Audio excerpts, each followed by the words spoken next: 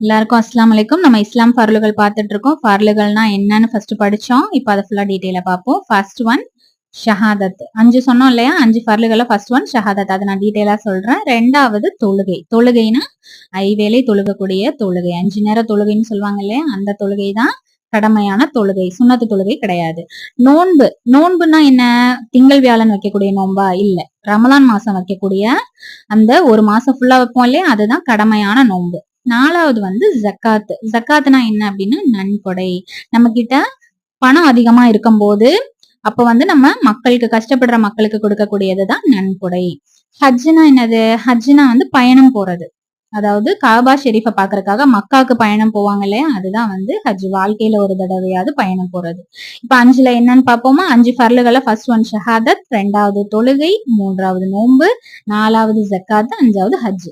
தொழுகைனா ஐவேளை தொழுகை, நோன்புனா ரமலான் மாசம் வைக்கக்கூடிய நோன்பு, ஜக்காத்துனா நன்கொடை, ஹஜ்னா பயணம் மேற்கொள்றது. இப்ப ஷஹாதத்னா என்னன்னு நான் ஃபுல்லா டீட்டெயிலா நான் சொல்றேன்.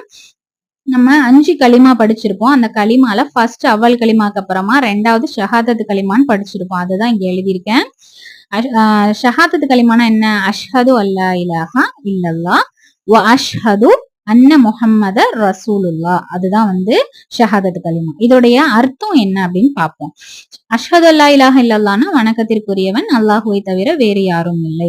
அப்படின்னா நபிமார்களையோ மலக்குமார்களையோ இறைவனா வணங்கக்கூடாது. அல்லாஹ் மட்டும்தான் இறைவனா வணங்கணுங்கிறது தான்.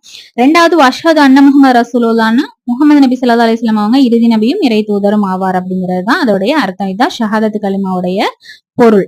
இதை தெரிஞ்சு இதை ஃபாலோ பண்ணி நம்ம கடைபிடிக்கணும். அடுத்து ரெண்டாவது தொழுகை. தொழுகை என்னென்ன தொழுகை இருக்கு?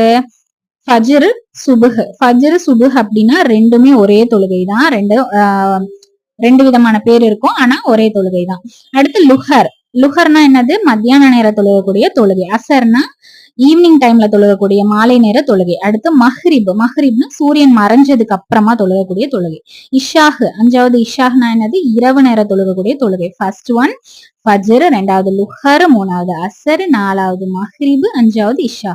ஃபஜர், லுஹர், அசர், மஹ்ரிப், இஷா. ஃபஜர்னா அதிகாலை, லுஹர்னா பிற்பகல், அசர்னா மாலை, மஹ்ரிப்னா சூரியன் மறைந்த பிறகு, இஷாஹ்னா நைட்டு இரவு நேர தொழக்கூடிய தொழுகை. இப்ப இது உங்களுக்கு ஃபுல்லா புரிஞ்சிருக்கும் அப்படின்னு நான் நினைக்கிறேன். நீங்க வந்து ஏதாச்சும் டவுட்னா நீங்க கமெண்ட்ஸ்ல கூட நீங்க சொல்லலாம். நான் வந்து அதை ஃபுல்லா நான் டீட்டெயிலா சொல்லித்தரேன். வேற ஏதாச்சும் டவுட் இருந்தாலும் நீங்க கேட்கலாம், தாராளமா கேட்கலாம். இதுதான் வந்து கட்டாயமான கடமையான விஷயம். இந்த ஃபர்லுகள் 5 ஃபர்லுகள் அப்படின்னு கண்டிப்பா செய்யக்கூடிய விஷயங்கள். எல்லாருக்கும் அஸ்ஸலாமு அலைக்கும்.